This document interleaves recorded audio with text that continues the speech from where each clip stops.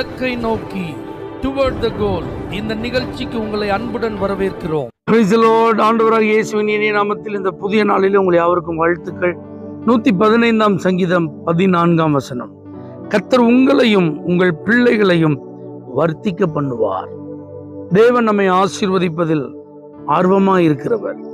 உங்களை மாத்திரமல்ல, உங்க பிள்ளைகளையும் ஆண்டவர் ஆசீர்வதிப்பார். உங்க பிள்ளைகளுடைய படிப்பை ஆண்டவர் ஆசீர்வதிப்பார். அவங்களுடைய வேலைகளை ஆண்டவர் ஆசீர்வதிப்பார். அவருடைய திருமண காரியங்களை கர்த்தர் கைகூடி வர பண்ணுவார். ஏன்னா தேவனுடைய ஆசீர்வாதம் தலைமுறை தலைமுறையாக தொடர வேண்டும் என்பது அவருடைய சித்தம். ஆகவே தேவன் பைபிள் ஆசீர்வதித்த ஒவ்வொரு பிள்ளைகளையும் நீங்க பாருங்க. அவர்களுக்கு கொடுத்த வாக்குத்தத்தங்களை நீங்க பாருங்க. அவங்களெல்லாம் பார்த்து 1000 தலைமுறைகளுக்கும் நான் உனக்கு இரக்கம் செய்வேன். ஏன்னா அவருடைய உண்மை தலைமுறை தலைமுறைக்கும் உள்ளது. அப்ப ஆண்டவர் உங்களை உங்க பிள்ளைகளை வர்த்திக்க பண்ணுவார். அப்படின்னா இன்னைக்கு பிள்ளைகளை குறித்து அநேக பெற்றோருக்கு பாரம். என் பிள்ளைலாம் நல்லா படிச்சு முன்னேறிடுவானா, என் பிள்ளைலாம் ஒரு இடத்துல நிலைச்சு நின்று வேலை பார்த்து சம்பாத்தியம் பண்ணுவானா, என் பிள்ளைலாம் கல்யாணம் ஆகி நல்ல ஒரு ஆசீர்வாதமான வாழ்க்கை வாழுமா, என் பிள்ளையும் சமுதாயத்துல தலை நிமிர்ந்து நிற்பானா, இப்படிலாம் பல கேள்விகள் ஆண் பிள்ளைகளை குறித்து பெண் பிள்ளைகளை குறித்து பாரங்களாக அநேக பெற்றோர்களுடைய உள்ளங்களில் இருப்பதை இந்த நாட்களிலே காணலாம்.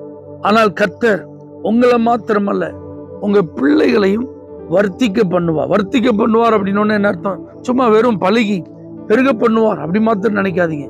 சகல விதத்திலும் உங்க பிள்ளைகளை ஆண்டவர் ஆசீர்வதிப்பார். ஒரு யோசேப்பை போல உங்க பிள்ளைகளை தேசத்துல ஒரு பெரிய அதிகாரியா ஆண்டவர் மாற்றுவார்.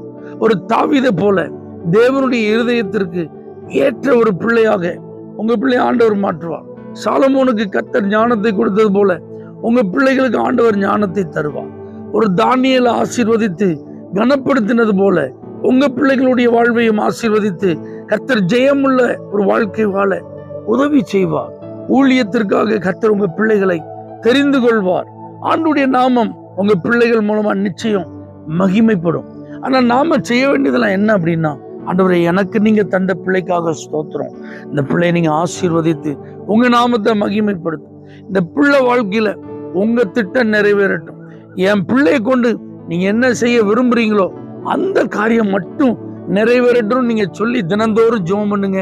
உங்க பிள்ளைகள் வர்த்திக்க பண்ணப்படுவதை காண்பீர்கள்.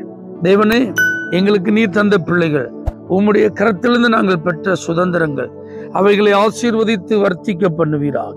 இயேசுவின் நாமத்தில் பிதாவே, ஆமென்.